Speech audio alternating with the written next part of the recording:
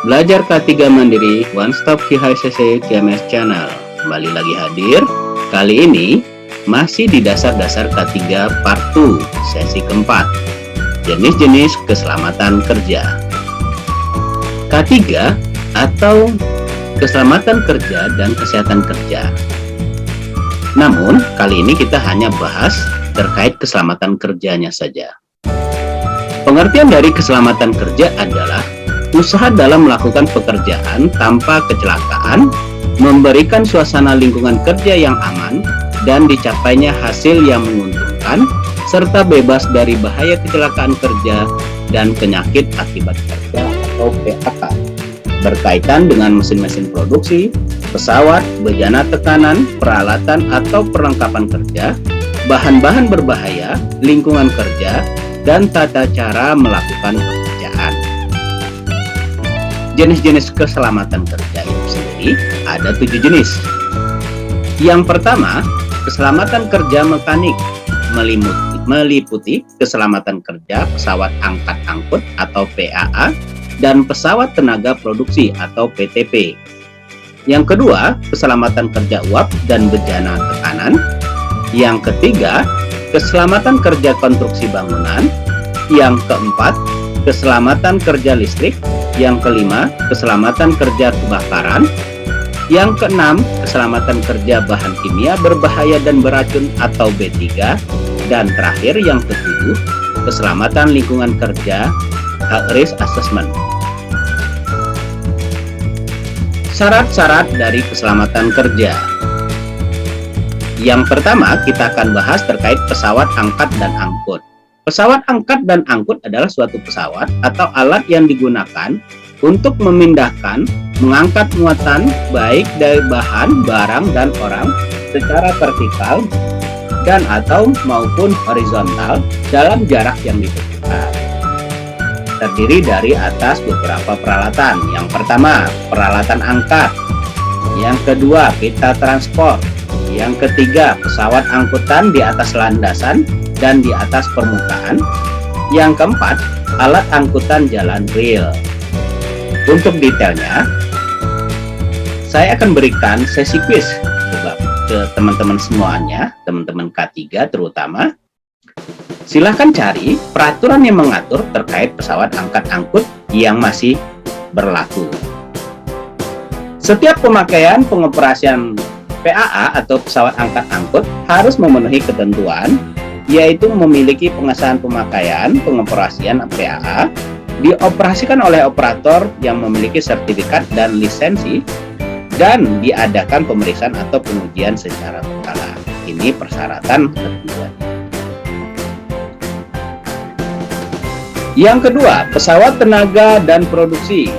Pesawat atau alat yang bergerak berpindah-pindah atau tetap yang dipakai atau dipasang untuk membangkitkan atau memindahkan daya atau tenaga, mengolah, membuat bahan, barang, produk teknis, dan komponen alat produksi yang dapat menimbulkan bahaya kecelakaan, seperti penggerak mula, transmisi tenaga mekanik, mesin perkakas dan produksi, tanur atau furnace.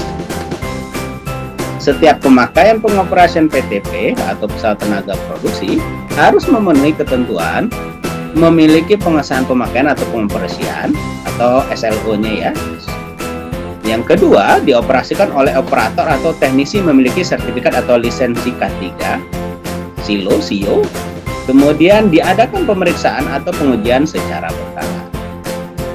Teman-teman K3, silahkan cari kembali untuk dipelajari peraturan yang terkait dengan pesawat tenaga produksi. Di sesi-sesi selanjutnya akan kita bahas bersama terkait peraturan-peraturan yang teman-teman temukan atau teman-teman dapatkan yang akan saya bahas di Belajar K3 Mandiri ke depannya. Silahkan komen di kolom komentar.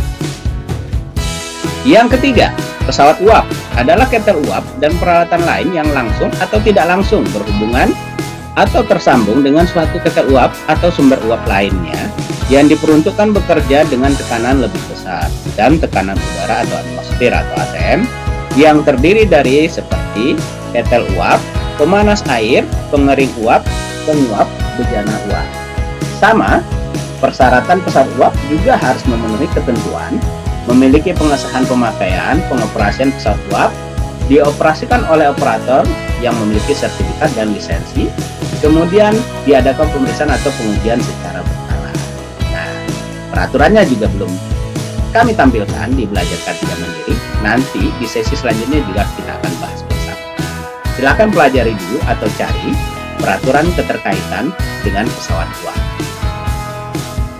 Yang keempat, bejana tekanan adalah bejana selain pesawat uap yang di dalamnya terdapat tekanan dan dipakai untuk menampung gas, udara, campuran gas atau campuran udara, baik dikempa menjadi cair dalam keadaan larut atau beku, yang terdiri dari bejana penyimpanan gas, tabung gas, campuran gas seperti LNG, LPG, kemudian bejana penyimpanan bahan bakar gas untuk kendaraan, kemudian ada bejana transport yang digunakan untuk penyimpanan atau pengangkutan, kemudian ada juga pesawat pendingin, kemudian ada bejana proses.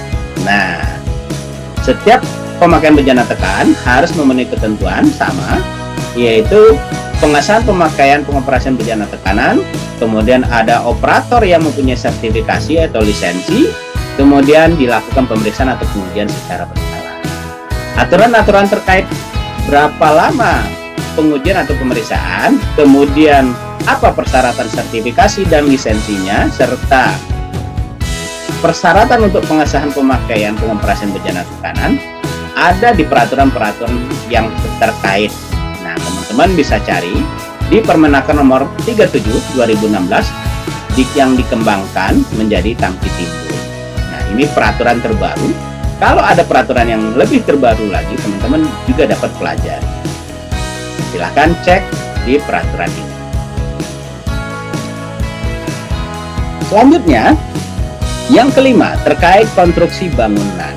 Nah, di konstruksi bangunan itu banyak sekali peraturan yang mengatur terkait pembangunan gedung, yaitu bagaimana kegiatan yang berhubungan dengan seluruh tahapan yang dilakukan di tempat kerja meliputi perencanaan, pelaksanaan pembangunan, penggunaan bangunan, pemeliharaan bangunan, perawatan bangunan, perbaikan bangunan, pembongkaran bangunan. Nah, bangunan di sini bukan hanya terkait bangunan gedung saja ya, ada juga mungkin jembatan, ada juga jalan raya, ada juga flyover dan lain sebagainya. Nah, persyaratan dalam pembangunan, perawatan, perbaikan, perubahan dan pembongkaran bangunan tempat kerja harus memenuhi ketentuan.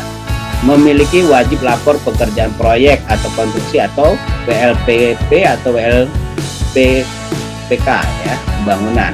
Kemudian memiliki akte pengawasan ketenagakerjaan konstruksi bangunan.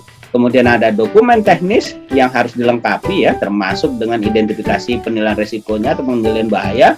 Kemudian ada ahli K3 konstruksi yang ditunjuk serta dilakukan pemeriksaan secara berkala. Teman-teman bisa cek peraturan-peraturan yang keterkaitan dengan konstruksi bangunan. Untuk detailnya teman-teman juga bisa mengikuti sertifikasi K3 konstruksi kalau memang teman-teman bergerak di bidang konstruksi bangunan. Nah, namun untuk tahap awal teman-teman dapat belajar mandiri terlebih dahulu. Kalau memang diperlukan, teman-teman dapat mengikuti sertifikasi pelatihan terkait K3 konstruksi. Next, yang keenam, instalasi listrik. Adalah rangkaian alat-alat listrik yang satu dengan lain terpasang sambung menyambung secara listrik pada suatu sistem pendistribusian tenaga listrik, mulai dari titik keluar mesin pembangkit listrik sampai ke titik akhir pemakaian arus tenaga listrik. Termasuk kegiatan bidang K3 listrik adalah instalasi penyalur petir dan pesawat petir. Nah, setiap pemakaian instalasi listrik harus memenuhi ketentuan. Ketentuan dalam instalasi listrik juga sangat banyak ya teman-teman K3. Teman-teman belajar K3 Mandiri dapat bisa mencari sendiri peraturan-peraturan yang berkaitan dengan instalasi listrik yang masih valid atau masih berlaku hingga saat ini. Nah, instalasi listrik itu harus memenuhi ketentuan, memiliki dokumen pengesahan gambar, dokumen pengesahan pemakaian, dokumen hasil pemeriksaan dan pengujian, ada spesifikasi tekniknya, termasuk komponen instalasi listrik. Kemudian ada personil teknisi yang memiliki sertifikat atau lisensi yang dapat teman-teman belajar K3 Mandiri ikuti melalui training AK3 listrik. Kemudian harus dilakukan pemeriksaan atau pengujian secara berkala. Yang ketujuh, penanggulangan kebakaran adalah segala daya upaya untuk mencegah menanggulangi kebakaran. Kewajiban mencegah, memadamkan, ataupun penanggulangan kebakaran di tempat kerja atau perusahaan meliputi pengendalian setiap bentuk energi, penyediaan sarana deteksi alarm, pemadam kebakaran, sarana evakuasi, kemudian ada pengendalian penyebaran asap, panas, dan gas, kemudian ada pembentukan UPK di tempat kerja atau unit penanggulangan kebakaran, kemudian ada latihan dan gladi penanggulangan kebakaran atau drill ya secara berkala, kemudian ada buku rencana penanggulangan keadaan darurat kebakaran, kemudian yang terakhir yang di pemasangan perubahan pemeriksaan atau pengujian sarana proteksi kebakaran dilakukan oleh PJK 3 yang telah mendapat penunjukan sesuai dengan petunjuk. Terkait penanggulangan kebakaran, teman-teman juga bisa mencari kisi-kisi terkait peraturan yang terkait. Namun, di belajar K3 Mandiri kita akan atur secara bertahap terkait jenis-jenis K3, jenis-jenis keselamatan kerja yang mengatur terkait peraturan-peraturan dan persyaratan. Yang kedelapan, lingkungan kerja. Nah, ini yang terbaru adalah Permenaker 05 2018. Teman-teman bisa download atau cari terkait lingkungan kerja. Lingkungan kerja sendiri adalah keadaan atau bahan, peralatan, proses produksi, cara dan sifat pekerjaan serta faktor lingkungan di sekitar tempat kerja yang dapat mempengaruhi keselamatan dan kesehatan tenaga. Ketentuan dan syarat-syarat lingkungan kerja itu mencakupi ada 5 faktor. Yang pertama fisika, kimia, fisiologi, ergonomi, dan psikologi.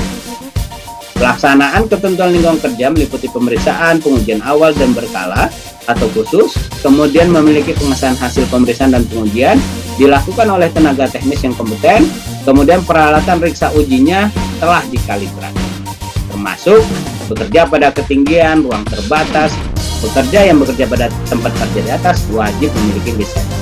Jadi di masing-masing spesifikasi tadi ada training ketinggian maupun training K3 ruang terbatas atau constraint space.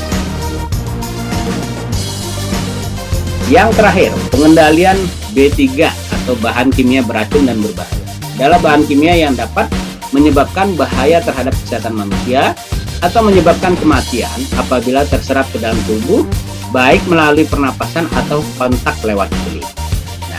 Pengusaha atau pengurus yang menggunakan, menyimpan, memakai, memproduksi, dan mengangkut bahan kimia berbahaya di tempat kerja wajib mengendalikan bahan kimia berbahaya, meliputi penyediaan LDKB-nya atau lembar data keselamatan bahan dan label, kemudian ada penunjukan petugas K3 kimia atau ahli K3 kimianya, kemudian yang terakhir menetapkan potensi bahaya instalasi menengah dan besar pada perusahaan. Terutama untuk perusahaan-perusahaan yang memang menggunakan bahan B3 atau bahan kimia beracun dan berbahaya. Untuk persyaratannya teman-teman dapat mencari kembali, namun kisi-kisinya atau kuisnya akan kita jawab pada sesi-sesi selanjutnya. Terakhir, kesimpulan. Di belajar K3 Mandiri sesi keempat ini terkait dasar-dasar keselamatan kerja, teman-teman belajar K3 Mandiri pahami jenis-jenis keselamatan kerja, bagaimana syarat dan peraturannya serta ketentuan teknisnya, baik terkait kapasitas, safety factor, kemudian ada lisensinya, SKP-nya, SKL, SKA, dan persyaratan untuk memperolehnya.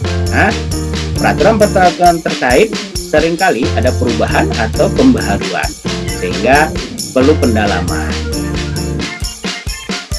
Demikian singkat yang dapat saya sampaikan pada belajar K3 Mandiri sesi keempat kali ini. Saya ucapkan terima kasih. Salam pembelajar K3, be professional, be healthy, and safe. Sampai ketemu lagi di sesi selanjutnya. Belajar K3 Mandiri, One Stop di HSSC KSMS Channel. Wassalamualaikum warahmatullahi wabarakatuh.